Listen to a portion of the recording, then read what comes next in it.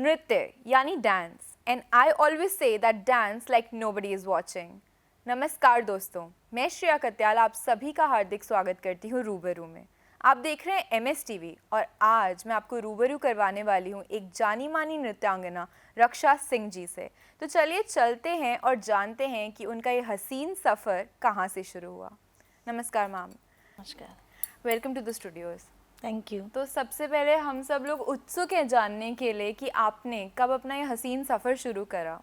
ये मुझे याद नहीं है वो उम्र, बहुत छोटी थी, आई थिंक 4 और 5 years। ओके तो my father was posted in Bokaro. Okay okay, Bokaro still city जो कि झारखंड में है अभी। तो वहाँ मेरा बॉर्न एंड ब्रॉटअप सब कुछ वहीं हुआ। अच्छा। तो वो एक्चुअली अपने कॉलेज टाइम में म्यूज़िक के बहुत म्यूज़िक लवर रहे और he was the singer actually, not the classical singer but movie के गाने गाते थे, पुराने गाने गाते थे वो। तो उनको बहुत शौक था कि, और वो चाहते थे कि मुझे बेटी ही हो।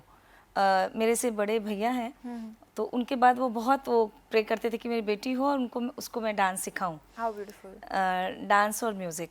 तो उन्होंने मुझे एट ए टाइम वोकल और डांस दोनों स्टार्ट करवाया। हालांकि बहुत उस वक्त ऐसे गुरु नहीं मिल पाए, बट जहाँ भी उनको लगा, हमारे ही स्ट्रीट में एक अंकल थे, महतो अंकल, उनके घर में एक गुरुजी आते थे बहुत पुरा। उस वक्त मैं इतनी छोटी थी कि मुझे नाम भी नहीं मालूम है वो गुरुजी का, और वो डांस सिखाते थे। तो मैंने वहाँ से अपनी ये जर्नी स्टार्ट की। ये ज़रूर मुझे पता था, जब वो अंकल मेरे घर आए तो उन्होंने, पापा ने कहा कि मैं अपनी बेटी को भी आपके घर भेजूंगा। तो उन्होंने पूछा, बेटा क्या सीखना है तुम्हें? गॉड नोज़, मुझे नहीं मालूम, मुझे तो पता भी नहीं था कि क्लासिकल क्या होता है और क्या। मैंने सीधा बोल दिया मुझे कथक सीखना है, ओके। क्लासिकल डांस सीखना है। कथक का मतलब पता हाँ, था? मुझे कुछ नहीं पता था, क्लासिकल डांस भी क्या होता है मुझे नहीं मालूम। हो सकता है मैंने कहीं सुना हो उस वक्त, हाँ। पापा के मुंह से ही सुना हो, या पता नहीं, टीवी भी तो नहीं था उस वक्त, ट्रू। कुछ भी नहीं। तो लेकिन मैंने कहा कि मुझे क्लासिकल सीखना है। तो उन्होंने कहा क्या सीखना है क्लासिकल में? मैंने कहा कथक सीखना है। तो ये पापा भी कहते हैं कि पता नहीं तुम्हें कैसे लगा कि क्लासिकल कथक ही सीखना है। तो anyway, So this really shows that every artist is blessed by God. He's already Exactly. chosen for his art. Exactly. तो उन्होंने मुझे कथक और वोकल, क्लासिकल वोकल एक साथ ही मैंने शुरू किया वहीं पे। और फिर हम लोग वहाँ से शिफ्ट हो गए दूसरे सेक्टर में। फिर मैं एक्चुअली वहाँ पे सीखते सीखते मुझे लगता है 3-4 साल सीखा होगा। उस 9 years के एज तक मुझे ऑल इंडिया कंपटीशन के लिए प्रयाग संगीत समिति, वहाँ पे ऑल इंडिया कंपटीशन होता है, वहाँ गई। Okay. पापा लेके गए और वो अंकल भी गए, मैं अंकल ही बोलती थी उनको। तो वहाँ लेके गए। मैं मतलब आपके वहाँ, गुरुजी? गुरुजी वो एक्चुअली वो नहीं थे, उनके घर में सेंटर चलता था। अच्छा। उनके घर में जो गुरुजी आते थे वो सिखाते थे, वो थे actual Okay, Guru. he was managing. हाँ, तो वो भी पापा के साथ प्लांट में ही थे, स्टील प्लांट में ही थे, Okay. इसलिए हम लोग अंकल बोलते थे उनको। बट वो मुझे लेके वही गए थे, प्रयाग संगीत समिति। तो वहाँ मैं C कैटेगरी, मतलब जो जूनियर कैटेगरी में, मैं वहाँ 3rd आई। Okay. 3rd पोजीशन मुझे वहाँ मिला। तो पापा मतलब बहुत खुश नहीं थे, उनको लगा कि फर्स्ट क्यों नहीं आई, He thought you deserve more. You can do better. More. Right. तो उनको पता नहीं, उनको एक क्यूरियोसिटी थी कि मैं बात करूं, जो जजेस थे वहाँ पे। तो ऐसे ही हम लोग जहाँ पे ठहरे थे, प्रयाग संगीत समिति की बिल्डिंग में ठहरे थे हम लोग। तो शाम में चाय वाय पीने गए, तो लकीली जो जज थे वो भी वहाँ से निकल रहे थे, और वो वही चाय के लिए वहाँ पे खड़े हुए, मतलब वहाँ का शॉप था, कैंटीन था शायद। तो पापा ने ऐसे ही पूछ नमस्ते वगैरह किया और बताया कि मेरी बेटी, आज आपने उनको जज किया, रिजल्ट भी आया है उसका।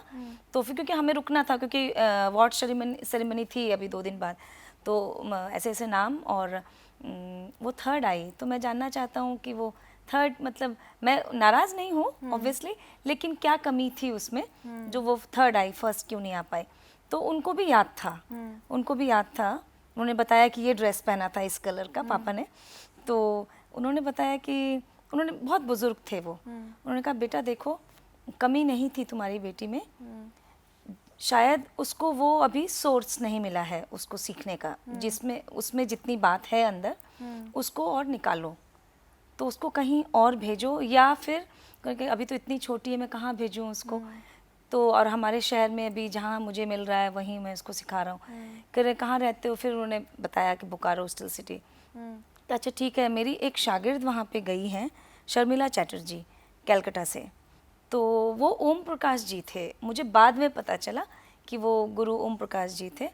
तो वो मेरी वहाँ पे गई, वो डीपीसी स्कूल में टीचर है, डांस टीचर। तो मेरा नाम लेना और वहाँ जाके उसको लेके जाना। फिर पापा ने हम लोग डीपीसी स्कूल गए, पता किया मैम कहाँ है, और लकीली वो मेरे सेक्टर में ही रहती थी वो आंटी। बहुत लकी होते हैं वो लोग जो स्किल तो गॉड गिफ्टेड होता है, बट वो स्किल को पॉलिश करने के लिए भी जिन्हें कोई मिल जाए और वो एक राइट डायरेक्शन एक्चुअली मेरे पापा, मैं अगर कहूँ तो मेरे पापा ने बहुत सपोर्ट किया मेरे लिए, बहुत। वो रात रात भर मुझे लेके, और उस वक्त कार नहीं था घर में, स्कूटर था, तो पापा मुझे लेके और रात रात भर हम लोग कॉन्सर्ट सुनते थे, म्यूज़िक के कॉन्सर्ट्स, डांस के कॉन्सर्ट्स। और उनको सुबह जाना होता था ड्यूटी, ए शिफ्ट सुबह 6 बजे, लेकिन रात में 3 बजे तक ख़त्म हो रहा है कॉन्सर्ट, 2 बजे ख़त्म हो रहा है, वो मुझे लेके जाते थे। So it's like I got the perfect example of the saying I've heard that fathers are those people, those angels who give wings to their daughters. Exactly So I also have a blessed father who has given me exactly also wings mummy to भी fly. थी, mummy भी supportive थी, ऐसा mummy ने मना कभी नहीं किया, मम्मी ने मना कभी नहीं किया। वो ज़रूर मेरे, जब मैं प्रोग्राम के लिए तैयार होती थी तो मेरा आलता लगाना, मुझे चोटी करना, गजरा, वो सब सारा कुछ उन्होंने किया, सब कुछ किया। मुझे कभी प्रेशर नहीं किया कि नहीं तुम मतलब डांस छोड़, रियाज छोड़ के तुम ये काम कर लो। मदर से तो ऑब्वियसली वो बॉन्ड होता है जो कभी भी टूट ही नहीं सकता। एग्जैक्टली मतलब मैंने शर्मिला आंटी से सीखा। फिर उसके बाद वहीं पे बोकारो संगीत कला एकेडमी वहाँ पे इस्टेब्लिश हुआ कुछ साल बाद। उस वक्त तक मैं, मतलब ये मेरी जर्नी काफ़ी ऐसे, मैं शॉर्ट में बता रही हूँ। फिर मैं 9th 10th किया, देन 12th। उसी समय एक एकेडमी में प्रोफेसर रमा दास जो हैं पटना की बहुत फेमस डांसर हैं, वो वहाँ पे एज अ प्रोफेसर आई। और शर्मिला आंटी की तबीयत थोड़ी ख़राब रहने लग गई, तो उनका मतलब सिखाना थोड़ा वैसे हो गया। हालांकि उनके अंडर में मैंने बहुत कुछ सीखा। बंगी संगीत समिति से विवाकर वगैरह की डिग्री की, वहाँ से लिया मैंने। फिर उन्होंने कहा कि अब देखो मैं नहीं सिखा पाऊँगी, तो एकेडमी खुला है वहाँ चले जाओ। तो फिर उन्होंने कहा कि उनको भी, किसी को ये नहीं मालूम था कि मैं एज अ करियर इसको ले रही हूँ, बट मेरे अंदर वो बात आ चुकी थी कि मुझे लेना ही है, अब उसको एज अ प्रोफेशन इसको लेना है। शायद मेरे पेरेंट्स को भी नहीं मालूम था ये बात, उनको भी लगा एज अ हॉबी मैं इसको सिखा रहा हूँ, पापा को भी। बट फिर लेकिन उन्होंने मना नहीं किया मुझे।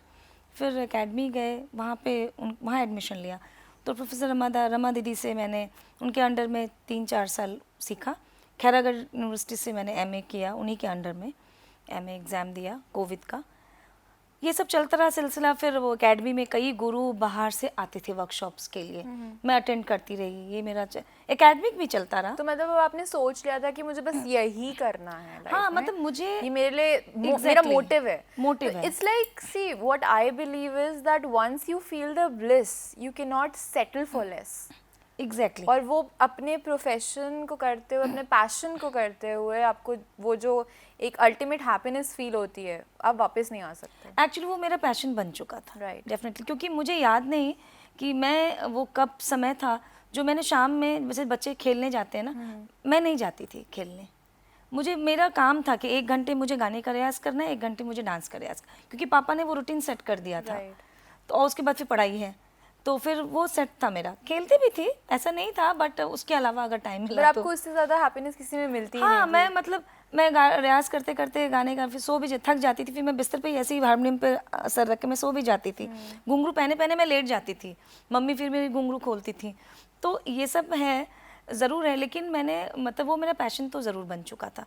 और एक चीज़ जैसे आपने भी एक्सपीरियंस की होगी, कहा जाता है, और बहुत ही जो ट्रू आर्टिस्ट होते हैं वो फील भी ये चीज़ करते हैं कि जो उनका आर्ट है, जैसे आर्ट है या काम है, अगर काम से भी प्यार है, जिस भी चीज़ से प्यार है, वो चीज़ आपको कभी थका नहीं सकती, बल्कि और एनर्जी देती है। एग्जैक्टली तो यही केस मैं देख पा रही हूँ यहाँ पे और फील कर पा रही हूँ। एग्जैक्टली कभी नहीं। मैं मतलब अगर मैं आज की बात करूँ तो मैं आज की, मैं, मेरी एक डॉटर है और मैं एक हाउस वाइफ भी हूँ, एक डॉटर इन लॉ भी हूँ, एक वाइफ भी हूँ, सब कुछ हूँ, गुरु भी हूँ। सब मैनेज हो जाता है। सब कुछ है, सब कुछ मैनेज हो जाता है। मैं जॉब भी करती हूँ, सिखाती भी हूँ, सब कुछ है। That's But, the talent of a woman, guys. Okay, ये तो now है। coming on to your profession, your art, your love, your everything, that is Kathak. तो अब जब हम कथक को देखें तो इसके बारे में हम थोड़ा सा जानना चाहते हैं कि ये जो आर्ट फॉर्म है इसके क्या पर्टिकुलर्स हैं, क्या कंसेप्ट्स हैं, कैसे सीखा जाता है, कहाँ से शुरू किया जाता है, कुछ बेसिक्स हमें गाइड करिए। देखिए, कथक शब्द एक्चुअली जो है, कथक का एक मीनिंग है। कथक जो आया है वो कथावाचन से आया है। स्टोरी टेलर हुआ करते थे हमारे पुराने ज़माने में। तो वो जो स्टोरी टेलर होते थे, वो पुराने जो माइथोलॉजिकल जो स्टोरीज होते थे, हाँ जी। उसको गा गा के और अभिनय से वो कहीं कहीं चौपालों में, गाँव में, तो दरबारों में, दरबार तो खैर उस वक्त नहीं था, Temples। टेम्पल्स एरिया, हाँ, तो मंदिरों में, तो वो करते थे, कथावाचन करते थे। और आज भी वो कथावाचक हैं। आज भी लखनऊ में, इलाहाबाद में कुछ गांव हैं, कुछ रह गया वो जगह, Same प्रथा गांव में वहाँ पे। प्रथा चल रही है वहाँ। That's beautiful। हाँ, तो वो कथावाचन वो करते थे और उसी में कुछ कुछ डांस के बोल कुछ लेके थोड़ा सा कुछ करके पैर के फुटवर्क कर दिए, तो वो इस फॉर्म में था पहले कथक, इस तरीके से। देन फिर वो मुगल एरा आया।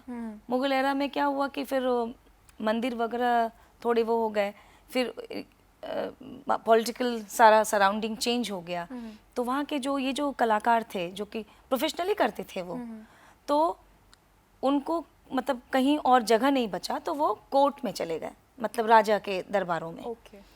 तो वहाँ क्या हुआ कि राजा, अच्छा, वो लोग शौकीन हुआ करते थे गाने बजाने के, तो उन्होंने उनको ले लिया, अपना लिया, और वहाँ पे उनको आश्रय मिला। तो वहाँ से कथक की जर्नी स्टार्ट हुई और उनका फॉर्म थोड़ा ट्रांसफॉर्म हुआ कथक का। Transformation as in? ट्रांसफॉर्मेशन जैसे वो एक पहले ईश्वर की भक्ति के लिए और उनकी आराधना के लिए, उनके चीज़ों के लिए ड्यूरिंग द करते थे, भक्ति मूवमेंट, भक्ति मूवमेंट, यस। डिवोशनल। उसके बाद क्या, वो पहले भगवान के लिए करते थे, ईश्वर के लिए करते थे, उसके बाद वो राजा के लिए करने लग गए। ओके। मतलब राजा को प्रसन्न करने के लिए ना, वहाँ के जो राजा थे। सुना गया है मेरी रिसर्च के अकॉर्डिंगली कि जब ये ट्रांजिशन आ रहा था तो काफी रिवोल्ट्स भी हुए थे इसके अगेंस्ट कि it was entirely for God, it was worshipping. अब आप इसको वो पायस चीज से हटा के हाँ गलत कर रहे हो। लेकिन वो चीज, कोई वो दौर क्या और था? कोई चारा नहीं था ना उनके पास, क्योंकि वो कहाँ जाते, क्योंकि और Survival। हाँ, कहाँ जाते, कहीं तो उनको चाहिए था ना, कोई तो उनको रखे ले। तो पर्सनली आप क्या फील करते हैं मैम इस केस में? नहीं, ऐसा कुछ नहीं हुआ कि थोड़ा, देखिए हर बदलाव में अच्छाई बुराई ज़रूर होती है, ठीक है ना। तो बुराई ज़रूर ये हुई कि कुछ एक अध्यात्म थोड़ा सा दूर हुआ और मनोरंजक चीज़ें ज़्यादा ऐड हुई। लेकिन कुछ ऐसे राजा भी हुए जो कि ट्रूली वो म्यूज़िक लवर थे, डांस लवर, जैसे वाजिद अली शाह साहब। वो खुद भी बहुत अच्छे पोएट थे। वो एज अ रूलर बहुत अच्छे राजा नहीं वो माने गए, लेकिन अगर म्यूज़िक लवर बोला जाए तो वो बहुत अच्छे थे। आर्ट की रिस्पेक्ट करते थे वो, बड़े बड़े गुरुओं को। उन्होंने बहुत अच्छी पोइट्री, और वो कृष्ण भक्त थे। तो मतलब कोई भी चीज़ अच्छी बुरी नहीं होती, how you take it, that is all matters. आज अगर हमारे कथक में, इसलिए लखनऊ घराना, मैं जो जिस घराने से बिलोंग करती हूँ, एक्चुअली कथक के बेसिक 3 घराने हैं, लखनऊ घराना, जयपुर घराना, बनारस घराना। बाद में एक घराना फॉर्म हुआ, दैट इज रायगढ़ घराना, जो कि छत्तीसगढ़ में है। क्योंकि वहाँ का थोड़ा सा मिक्स स्टाइल रहा। लखनऊ के गुरु और जयपुर के कुछ गुरुओं को राजा चक्रधर सिंह जी ने बुलाया और उन्होंने एक अलग सा स्टाइल उसको बनाया, तो वो रायगढ़ घराना So फॉर्म हुआ। they are just like 4 schools actually, distinguished yes. upon their styles of performing. Yes. तो मैं एक्चुअली अभी बेसिक जो है मेरा लखनऊ घराना, मैं पंडित बिरजू महाराज जी की स्टूडेंट हूँ। और आप लोग क्या आइडियोलॉजी फॉलो कर रहे हैं और आपका क्या पर्टिकुलर वो स्टाइल है? मेरा लखनऊ घराना है। ओके। लखनऊ तो घराना, उसमें क्योंकि महाराज जी, क्या पर्टिकुलर्स होते हाँ, वही मैं बताने वाली थी कि जो लखनऊ घराना की जो खासियत रही, खास करके जैसे नवाबों और वो वाजिद अली शाह की जो वो एक इन्फ्लुएंस रहा कि नज़ाकत, सॉफ्टनेस, एक एस्थेटिक ब्यूटी और बहुत डेलिकेसी कह सकते हैं। अभिनय पे बहुत वर्क हुआ यहाँ पे, और फुटवर्क्स में भी, मतलब पैर का मिठास ब्यूटी है ना, क्योंकि राजा के सामने बहुत ज़्यादा पैर पीट पीट के नहीं नाच सकते थे। Right. तो उनको मतलब होता था कि सर पे पानी की मटकी रख दी जाती थी और कहते थे फुटवर्क करो, ओह, वो पानी गिरना नहीं वो चाहिए, बैलेंस करने बैलेंस। तो वो बॉडी में जो वो चीज़ आई ना, वो एक एड ऑन हुआ That's इस डांस beautiful. फॉर्म में, तो वही कह सकते हैं। फिर उस टाइम में समय में एक हमारे कथक में होता है आमद।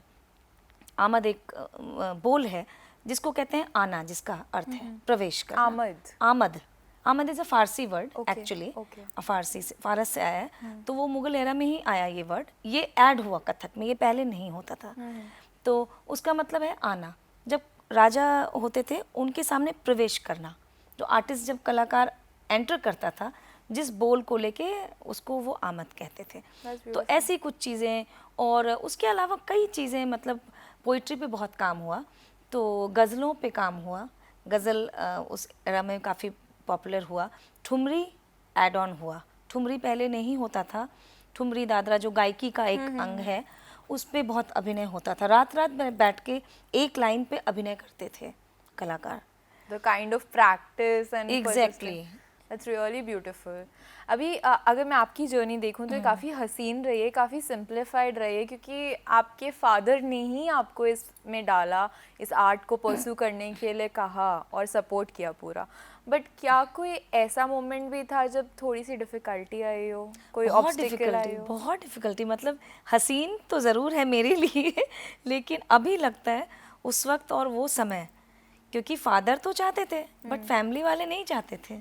अच्छा। मतलब फैमिली इन द सेंस कि फादर के मेरे बड़े पापा वगैरह या मेरे घर के लोग, But then your father is your the main. Exactly. लेकिन उस वक्त तो, अभी शायद वो बात नहीं रह गई, लेकिन पहले के समय में सबसे- फैमिली मतलब Exactly. होल फैमिली हुआ सबको करता खुश था। करना पड़ता था। नहीं होता ही था वो होल हाँ फैमिली। जी। अगर शादी मतलब किसी की बेटी की हो रही है तो अपने बड़े भाई अपने फादर से सबसे ही कंसर्न करके ना लेते थे। तो उस वक्त ये होता था ये। तो हालांकि Which is beautiful, of हाँ course. वो ठीक है, लेकिन हालांकि पापा ने किसी से पूछा नहीं कि मैं बेटी को डांस करवाने जा रहा हूँ। लेकिन जब तक मैं छोटी रही 10-12 साल तक तो सबने कोई कुछ नहीं, बहुत अच्छा सब तारीफ करते थे। लेकिन जब एज अ प्रोफेशन उसको बनाने लग गई मैं धीरे धीरे प्रोग्राम के लिए यहाँ वहाँ, हालांकि मैं बहुत, मुझे छोटी उम्र में ही बहुत सारे अवार्ड्स, बहुत प्रोग्राम्स, और स्कूल में भी मैं अपने डांस के लिए जाने आज भी सब मुझे जानते हैं। मैं अपने स्कूल की तरफ से कई बार रिप्रेजेंट किया अपने स्कूल को मैंने, कलकत्ता जोन में और कई जगह, तो अच्छा भी लगता था उनको। लेकिन बात तब आती थी जब कब तक सीखेगी, फिर शादी कहाँ होगा, वो girls कौन की जो करेगा, problems वो जो सारी। गर्ल वाली प्रॉब्लम होती है। Exactly. पापा ने कहा कि अच्छा, पापा को भी लगा कि हाँ, मतलब सुन के भी लगा कि ठीक है, मतलब अब एक जॉब कर लो। एक बार उनका के ये लिए था हो जाता है कि इंसान ठीक है अंडर अब सीख लिया, प्रेशर। अब वो तुम जॉब कर लो। बट मैंने कहा कि जॉब करने के लिए तो उम्र पड़ी हुई है, मुझे अभी परफॉर्म करना है। परफॉर्म के लिए उम्र नहीं पड़ी है, अभी मुझे परफॉर्म करना है। राइट। तो उन्होंने फिर मैंने कहा कि मैंने अभी सीखा ही क्या है जो मैं सिखाऊंगी। मेरा एक कॉलेज में लेक्चरशिप के लिए हो भी गया था, इंटर कॉलेज में वहाँ पे, लेकिन मैंने नहीं किया। मेरे पास 2 ऑप्शन थे। मुझे कहा मुझे दिल्ली जाना है, और मेरा एक भूत सवार था मेरे सर में कि मुझे महाराज जी से सीखना है। बहुत क्योंकि मैं जीवनी पढ़ती थी, हम लोग जब एग्ज़ाम देते थे प्रयाग संगीत समिति वगैरह के, पंडित बिरजू महाराज जी लखनऊ घराना, पता नहीं क्यों मेरे अंदर वो मुझे था। मैंने कभी देखा नहीं था, कुछ नहीं, टीवी भी नहीं, हालांकि तब तक टीवी आ चुका था, बट टीवी में प्रोग्राम ही कितने होते थे। क्लास एक बस दूरदर्शन पे नेशनल प्रोग्राम होता था डांस का रात में, तो उसमें देखा क्या करती थी मैं। तो उसमें महाराज जी को देखा और बुक्स में उनके चेहरे देखे। मैंने कहा नहीं, मुझे जाना है दिल्ली। मम्मी ने एक कंडीशन रख दी, ग्रेजुएशन भी ना किए दिल्ली नहीं जाना है। तो मैंने कहा ठीक है। मैं इसलिए लेट भी हो गई यहाँ आने में। No, what I say and believe is that it's difficult to wait, but it's impossible to regret. So अच्छा है कि आपने अपने पैशन को छोड़ा नहीं और उसको ही परस्यू करा, और तभी आज मैं आपका ये स्माइलिंग फेस देख पा रही हूँ। एग्जैक्टली मुझे लगता है कि आपको भी ना प्रॉब्लम्स तो आती हैं, लेकिन आपको प्रूफ करना होता है। मतलब टचवुड मैं भी प्रूफ करती चली गई, कहीं भी उनको निराश नहीं किया इस फील्ड में। कहीं भी उनको मतलब ये नहीं हुआ कि अगर दिल्ली भी भेज दिया तो बहुत लोग आते हैं यहाँ पे और भटक भी जाते हैं, वो अपने स्ट्रीम से अलग हो जाते हैं और कई कई चीज़ें इतने करने लग जाते हैं। distractions हैं। इतने डिस्ट्रैक्शंस हैं और हमारे फील्ड में भी बहुत डिस्ट्रैक्शंस हैं। But then find the right people for you. They will keep you grounded and intact. Exactly बार बार अच्छी चीजें सुनिए, अच्छे लोगों के साथ बैठिए, मिलिए, उनसे इंस्पायर होइए और डिटर्मिनेशन बहुत ज़रूरी है। Right, exactly. डिटर्मिनेशन बहुत ज़रूरी है। मुसीबतें तो हर एक की जिंदगी में आती हैं, कोई बिखर जाता है तो कोई निखर जाता है। Exactly exactly. सो मैम, अब मैं जानना चाहती हूँ ये चीज़ कि जब मतलब आप परफॉर्म करते हैं तो वो एक क्या स्टेट है और वो एक क्या फीलिंग होती है परफॉर्मेंस के दौरान? लाइक अपनी किसी परफॉर्मेंस में जाइए, इमेजिन करिए, क्योंकि आर्टिस्ट तो ऐसे हैं कि वो कहीं भी बैठे बैठे कहीं भी पहुंच सकते हैं। तो कोई भी परफॉर्मेंस फील करके हमें बताइए कि वो क्या फीलिंग होती है उस वक्त। देखिए, परफॉर्मेंस तो एक अपने आप में is a visual art, actually performing art. मैंने जो फील किया है और मैंने अपने स्टूडेंट्स से जो फीडबैक मुझे मिला है, वो कहते हैं गुरुजी आपने ये वाली जो बंदिश इसमें की थी, इसी बंदिश को आपने उस वाले प्रोग्राम में कुछ अलग किया था। तो मैंने कहा अच्छा, हाँ हुआ होगा, अलग हुआ होगा, क्योंकि ये है इम्प्रोवाइजेशन और इमेजिनेशन। मतलब आपको ग्रामर मिल गया, ग्रामर तो मिल गया, जिसको अभी हम लोग वहाँ बात भी कर रहे थे वो सेशन में कि बेसिक है ग्रामर। आपने ग्रामर सीख लिया, उस पर आपका कमांड हो गया, then you can improvise yourself. और इमेजिनेशन जो होती है, Right. और मेरा मानना है कि कला तभी ग्रोथ करता है जब जब आप अपनी बात आप रखते हैं। ट्रू। मतलब गुरु से जो सीखा है वो तो है ही, लेकिन कहते हैं ना, कॉपी नहीं करना है। तो एक चीज़ मैं उन लोगों के लिए कहना चाहती हूँ जिनको फियर है कि कोई उन्हें कॉपी कर लेगा, उनसे आगे निकल जाएगा। गाइस, एक आर्टिस्ट खुद को भी कॉपी नहीं कर पाता नेक्स्ट टाइम। Exactly, तो there is no exactly. Copy, सब लोग No इंडिविजुअल copy. हैं, सब स्पेशल हैं, और कंपटीशन नहीं है, ये कोलैबोरेशन है, तभी हम सब डिफरेंट हैं। एग्जैक्टली। ओके मैम, जो लोग कथक को अपनाना चाहते हैं, उसको प्रोफेशनली लेना चाहते हैं, मैं जानना चाहती हूँ उन लोगों के लिए कि क्या प्रॉस्पेक्ट्स हैं इस फील्ड के, और क्या वो टिप्स हैं, वो मंत्राज हैं जिसको माइंड में रख के उन्हें इसके लिए ऑप्ट करना चाहिए? देखिए, सबसे पहले तो अपनी दिल की बात सुने, अगर वो वाकई परफॉर्मर बनना चाहते हैं। एक होता है परफॉर्मर बनना, एक होता है मुझे टीचिंग लाइन में जाना है। ओके, ठीक है, so they are different. Different obviously, कि भाई मुझे परफॉर्म नहीं करना है, मुझे टीच करना है। किसी को अच्छा लगता है टीच करना, उसका एक अपना स्किल है।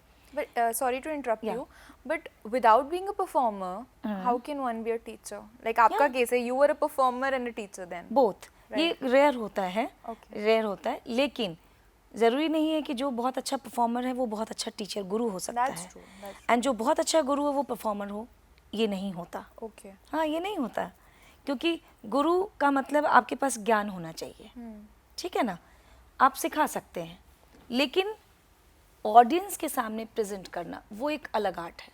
वो स्किल, उसको वो स्किल है, वो गॉड गिफ्ट। वो आपको कम्युनिकेट करता है कि आप ऑडियंस से कैसे आप अपने आप को लिंक करते हैं और क्या प्रेजेंटेबल है। I got your हमें स्टेज के बारे में जानना होता है, लाइट्स, बहुत सारी चीज़ें। और ये तो चलिए बात की बात है, लाइट्स एंड स्टेज। सबसे ज़्यादा ज़रूरी है कि अपीलिंग, मतलब आप जो कर रहे हो वो कनेक्ट कैसे कर रहा है ट्रू। ऑडियंस को। तो दैट इज, वो परफॉर्मर के लिए ज़रूरी है, बट एक गुरु के लिए ज़रूरी नहीं है। गुरु के लिए ये ज़्यादा ज़रूरी है कि हाँ, उसका स्टूडेंट उसको समझ पा रहा है, दैट्स इट। मतलब वो जो सिखा रहे हैं वो वहाँ तक, वो बॉन्डिंग समझ में। Right. लेकिन एक परफॉर्मर को तो पूरी ऑडियंस की वो चाहिए, attention. सबको, हाँ, टेंशन, सबको कैप्चर कर पाना, वो क्वालिटी अलग होती है, वो क्वालिटी अलग होती है। तो अब क्या वो मंत्राज हैं, क्या टिप्स हैं जो इन लोगों को अपने माइंड में रखनी चाहिए? अगर परफॉर्मर बनना है तो पहली बात तो, सबसे पहले परफॉर्मर बने या टीचर बने, जो भी बने, सबसे जो बेसिक ट्रेनिंग एटलीस्ट 5 से 10 साल, मैं मतलब टाइम में इसको बांधना नहीं चाह रही हूँ, लेकिन इसका तो कोई लिमिट नहीं है। राइट। जैसे अभी हम लोगों ने सुना कि एजुकेशन फील्ड में, एकेडमिक फील्ड में, हम बच्चा जब जाता है स्कूल तो कोई उस वक्त पेरेंट ये नहीं पूछते कि मेरा बच्चा MBBS कब बन जाएगा। लेकिन डांस के लिए या म्यूज़िक के लिए कोई बच्चा आता है सीखने, तो पेरेंट ये ज़रूर पूछते हैं कि बच्चा गाने कब लगेगा या कब परफॉर्म करेगा। तो इसमें इसको नहीं बांधना चाहिए। ये टोटली मैं एग्री हूँ कि ये भी एक एकेडमिक की तरह है, ठीक है। सबसे पहले तो आप बेसिक क्लियर करिए अपना, सबसे पहले, और विद डिटर्मिनेशन, वो बहुत ज़रूरी है, पैशन बना के। अगर आपको वो आपका क्लियर हो गया, एक जो बेसिक आपका अच्छा ग्रामर अच्छा हो गया अगर डांस का, तो आप उसके बाद जाके आप अपना स्ट्रीम चुनेंगे कि मैं परफॉर्मर बनूंगी या बनूंगा या टीचिंग में मुझे है ना। जैसे हम पहले एमबीबीएस करते हैं, उसके बाद आप अलग अलग स्पेशलाइजेशन होता है, तो ये है। तो सबसे ज़्यादा ज़रूरी है कि आप बिना सोचे समझे पहले सीखिए, गुरु के प्रति ऑनेस्टी और अपना डेडिकेशन सबसे पहले आपको सीखना है, विश्वास। उसके अभी कुछ नहीं सोचना है बाद में कि हमें बनना क्या है, हाँ जी, क्योंकि अभी कुछ पता नहीं है। क्या पता कोई सोच रहा है कि मैं अच्छा गुरु बन सकता हूँ लेकिन मैं परफॉर्म नहीं कर सकता। हो सकता है उसमें वो बात हो, उसमें वो एलिमेंट, और गुरु उसको दिखा सकता है वो चीज़। बिल्कुल सही कहा आपने। अब मुझे 2 लाइनें याद आ गई हैं, बिकॉज मैं भी लिखती हूँ। अर्ज़ किया है, कल जो बीत गया वो वापस नहीं आएगा, कल जो बीत गया वो वापस नहीं आएगा, कल जो होना है हो ही जाएगा, मगर इन दोनों की फिक्र में बंदे तेरा आज कहीं खो जाएगा। So follow your passion and live with ultimate compassion. Live in present. That's the ultimate need of the hour. That's all for today in Rubaru. I, Shreya Katyal, sign off for the day. But I'll be back with another amazing celebrity guest for you. Till then, you keep watching MS TV, हर पर आपके साथ, and don't forget to stay connected.